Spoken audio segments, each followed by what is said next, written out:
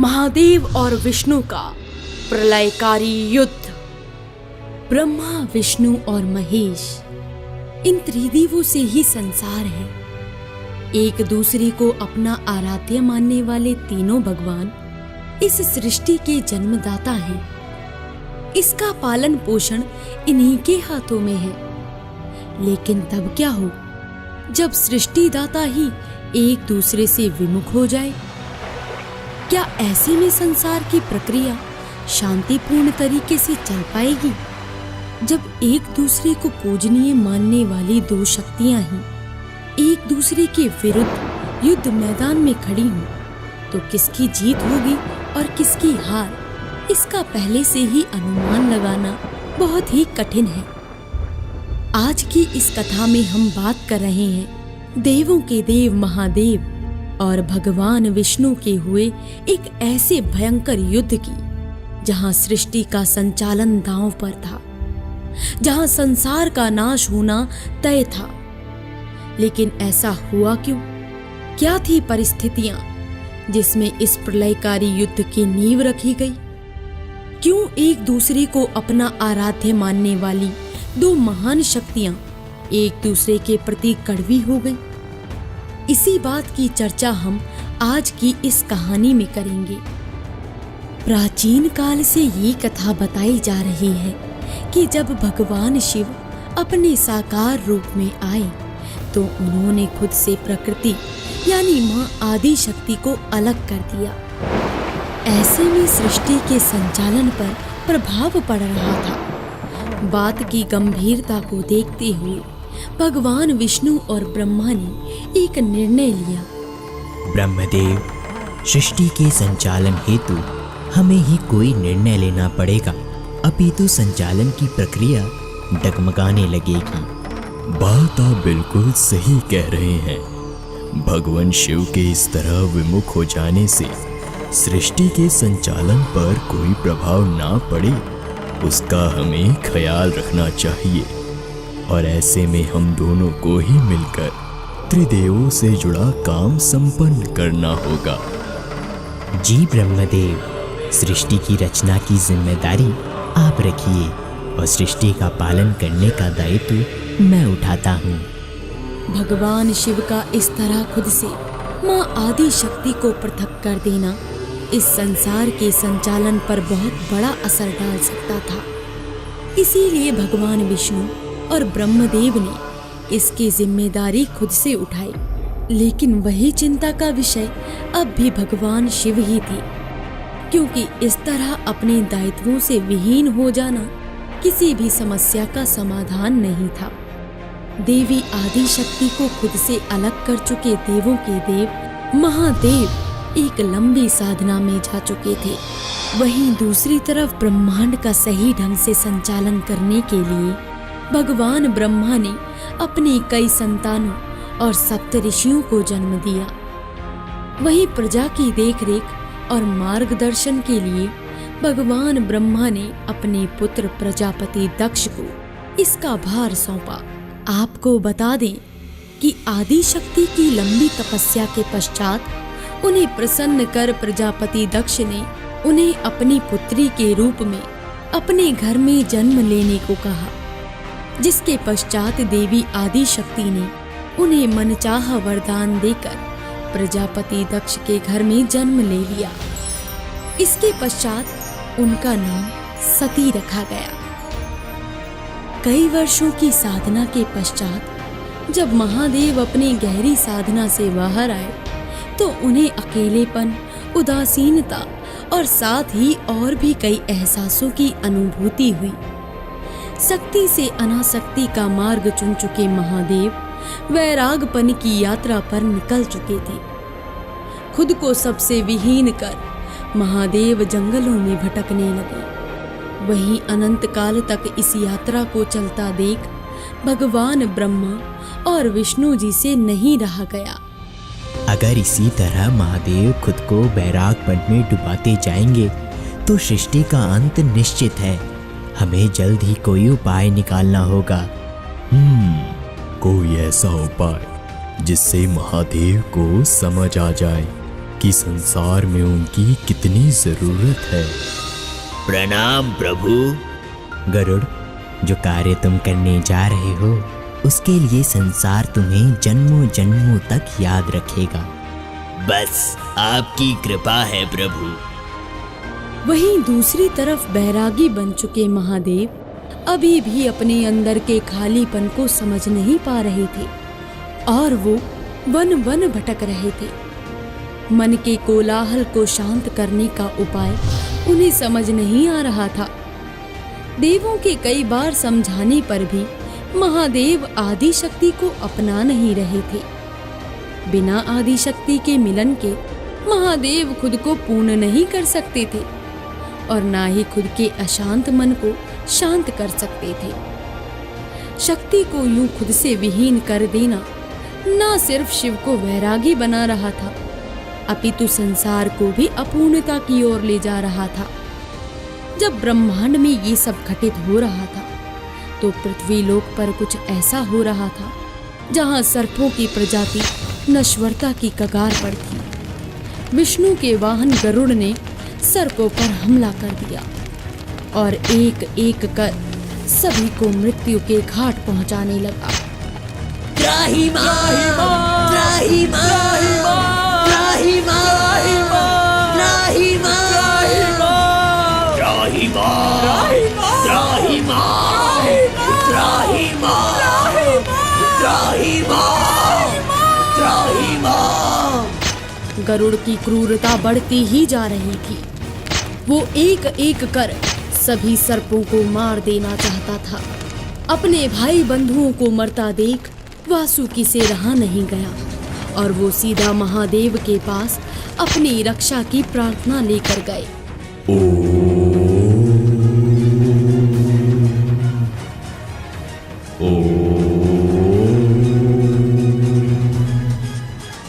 महादेव, महादेव हमारी रक्षा कीजिए महादेव। गरुड़ ने हम सभी सर्पों की प्रजाति पर हमला कर दिया है। अब आप ही हमें बचा सकते हैं, रक्षा कीजिए महादेव। वासुकी, अपनी रक्षा करने के लिए तुम पूर्ण रूप से सक्षम हो। गरुड़ तुम्हारा भाई है, वो ऐसा क्यों कर रहा है इसका कारण जानकर अपने भ्राता से बात करो। महादेव की बात मानकर वासुकी वहां से चले गए। फिर वो सर्पों के घर को युद्ध बना चुके गरुड़ के पास पहुंचे।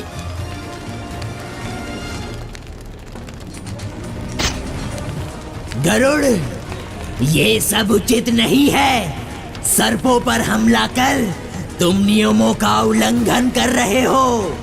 मैं जो भी कर रहा हूँ अपने प्रभु विष्णु के कहने पर कर रहा हूँ। सर्प योनि इसी लायक है। मेरे होते हुए तुम किसी का कुछ नहीं बिगाड़ सकते। इन सबको छूने से पहले तुम्हें मुझसे युद्ध करना होगा। सर्प योनि की जान बचाने के लिए वासुकी ने गरुड़ के साथ युद्ध करने का निर्णय लिया।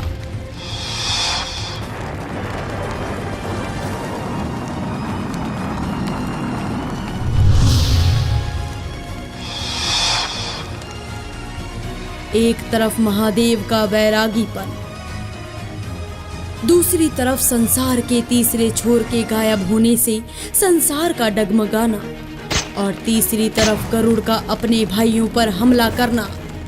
ये सब किस दिशा की ओर ले जा रहा था? क्या भगवान महादेव अपने वास्तविक रूप को अपनाकर सृष्टि का संचालन ठीक से करवाने में ब्रह्मा और विष्णु की मदद करेंगे? क्या वासुकी और गरुड़ के युद्ध को खत्म किया जा सकेगा? इन सब प्रश्नों के उत्तर के लिए देखना न भूलें इस कहानी का भाग 2 हमारी अगली कड़ी में। तब तक के लिए हरि ओम। जब हुआ महादेव और विष्णु का प्रलयकारी युद्ध भाग 2। लगातार युद्ध चलता रहा। काफी देर तक चले इस युद्ध में वासुकी गरुड़ के सामने कमजोर पड़ने लगे।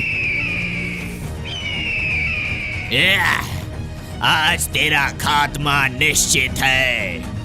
महादेव, महादेव, मेरी रक्षा कीजिए महादेव। प्रभु, प्रभु आपकी जरूरत है महादेव।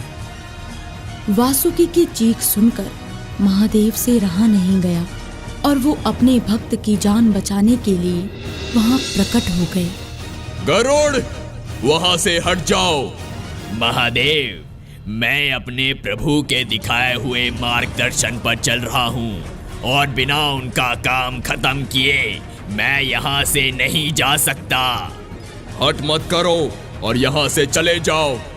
मैं नहीं जाऊंगा।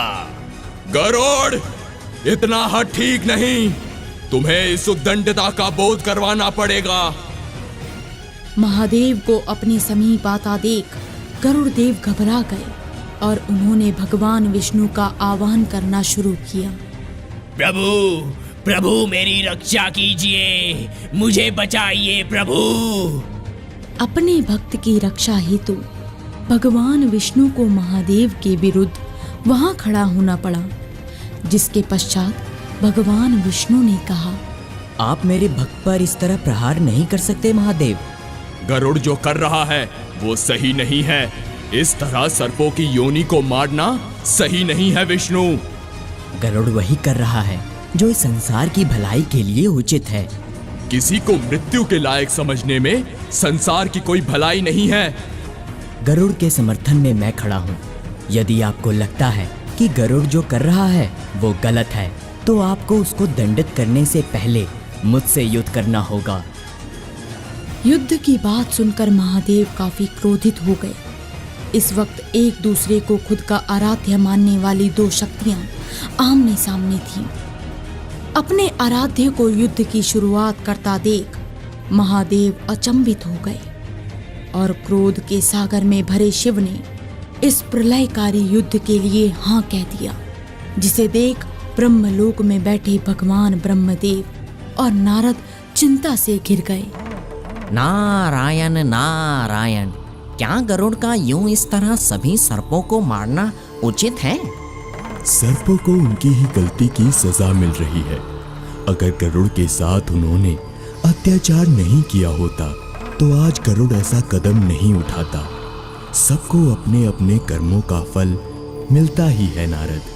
परंतु ऐसा क्या हुआ था? महर्षि कश्यप की 13 पत्नियां थी, परंतु कद्रु और विनीता उन्हें विशेष प्रिय थी। एक दिन महर्षि से दोनों पत्नियों ने पुत्र की इच्छा जताई, जिसमें कद्रु ने कहा कि मुझे 1000 पुत्रों की माता बनने का वर दीजिए, और विनीता ने ऐसे पुत्रों की मांग की जो कद्रु के 1000 पुत्रों से ज्यादा बलशाली हों। यह सुन महर्षि कश्यप ने दोनों को तथास्तु कह दिया, जिसके बाद कद्रु ने 1000 अंडे दिए और विनीता ने 2 अंडे। कुछ दिनों बाद जब कद्रु के अंडे फूटे तो उनमें से काले नाग निकले, जिन्हें देख कद्रु फूली नहीं समा रही थी। उत्सुकतावश विनीता ने भी अपना एक अंडा फोड़ दिया, परंतु अंडा फोड़ते ही उसकी सारी उत्सुकता धरी की धरी रह गई। अंडे से एक अविकसित बच्चा निकला और अंडे से निकलते ही उसने कहा कि तुमने समय से पूर्व ही अंडा फोड़ दिया और मैं अर्धविकसित रह गया। इसके दंड स्वरूप तुम्हें कद्रों की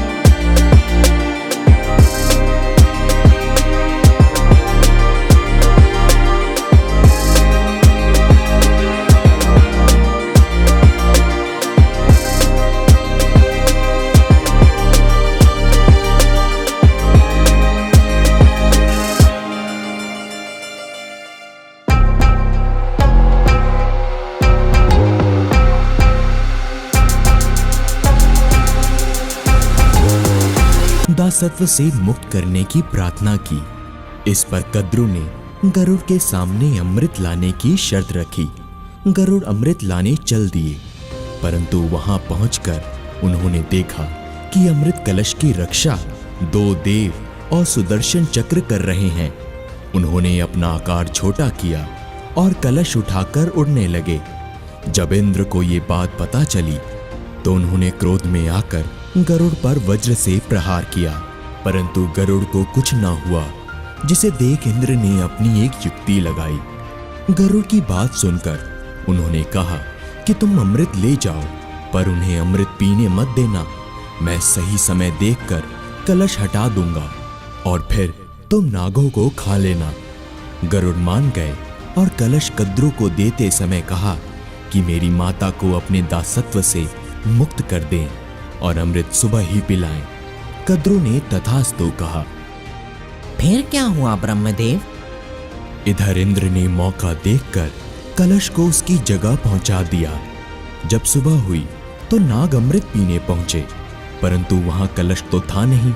उन्होंने कलश की जगह घास को चाटना शुरू कर दिया, परंतु कुशा चाटने की वजह से उनकी जीभ 2 हिस्सों में कट गई और गरुड़ ने मौका देखकर नागों को खा लिया, क्योंकि उन्हीं की वजह से उनकी माता को दासी बनना पड़ा था। इसी बात का बदला लेने के लिए गरुड़ ये सब कर रहा है। पर गरुड़ ने अपनी माँ को दासी बनाने के लिए सांपों से बदला तो ले ही लिया था। सर्पों को उनकी उद्दंडता के लिए पृथ्वी लोक छोड़कर पाताल लोक में रहने का श्राप दिया गया था, लेकिन उनका पृथ्वी लोक पर रहना श्राप का उल्लंघन है और श्राप की उल्लंघन की सजा तो मिलनी ही चाहिए। परंतु प्रभु, क्या इस तरह 2 शक्तियों का एक दूसरे से टकराना उचित है? अब नियति को कौन टाल सकता है नारद? युद्ध तो अब छिड़ चुका था। क्या होगा इस युद्ध का परिणाम? भगवान विष्णु और महादेव के बीच किसकी होगी जीत और किसकी होगी हार? इस बारे में जानने के लिए देखना ना भूलिए इस कहानी का भाग 3 हमारी अगली कड़ी में। तब तक के लिए हरि ओम।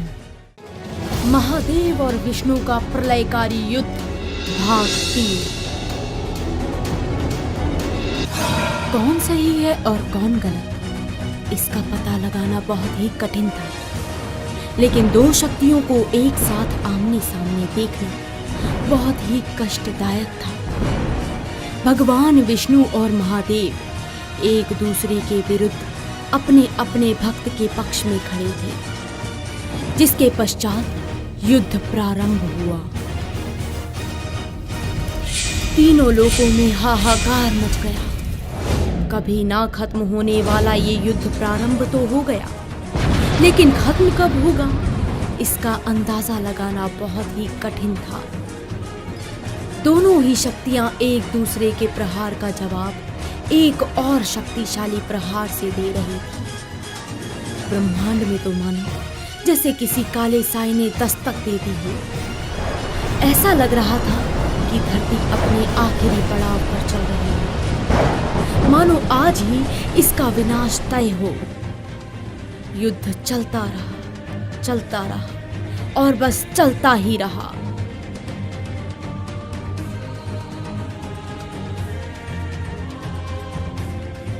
कभी ना खत्म होने वाली इस लड़ाई को रोकने के लिए भगवान विष्णु ने कुछ सोचा। अगर ऐसे ही हम लड़ते रहे तो कभी भी इसका अंत नहीं होगा। महादेव को बैरागीपन से दूर करने के लिए और दबी हुई सारी भावनाओं को निकालने के लिए मुझे ही इस युद्ध का अंत करना होगा।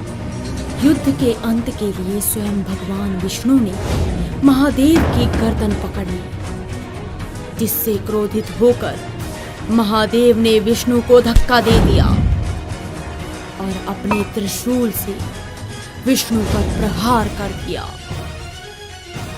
त्रिशूल सीधा भगवान विष्णु की छाती में जा घुसा। ये देखकर महादेव कुछ क्षणों के लिए शांत हो गए। वहीं भगवान विष्णु के मुख पर एक हंसी थी। अपने आराध्य को देख महादेव सन्न हो गए। उसी एक क्षण में महादेव की सारी दबी हुई भावनाएं उभर आईं। विष्णु के दर्द का एहसास उन्हें भी होने लगा था। दर्द में विष्णु थे और कराह महादेव रहे थे। ये देख अपनी शक्तियों से महादेव ने भगवान विष्णु के सीने में घुसे त्रिशूल को निकाल दिया।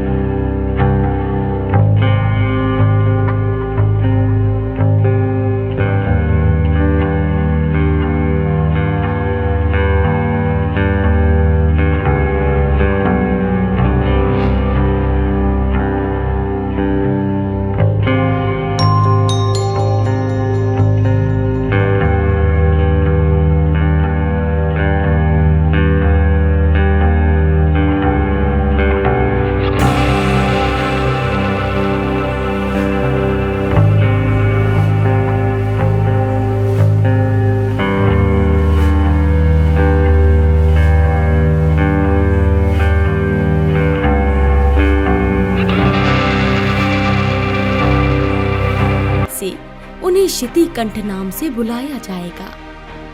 साथ ही महादेव के द्वारा दिए गए विष्णु के सीने पर त्रिशूल के चिन्ह को देखकर महादेव ने उन्हें नगेंद्र हराय नाम दिया। महादेव के वास्तविक रूप में आने के बाद संसार का संतुलन बनने लगा था। सृष्टि अब अपना संतुलन बना पा रही थी।